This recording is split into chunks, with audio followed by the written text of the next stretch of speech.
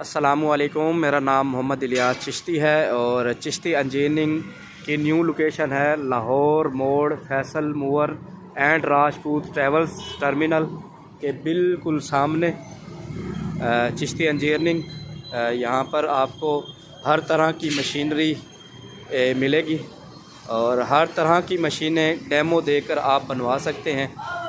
जो मशीनें तैयार हैं उनका रिव्यू करवा देता हूँ आपको। पैकिंग मशीन्स तैयार हैं, तेल निकालने के लिए मशीन्स और मैनुअल मिक्सर, और इसमें ग्रेडिंग मशीन जो सरफ को ग्रेड करती है और सरफ को दानेदार बनाती है।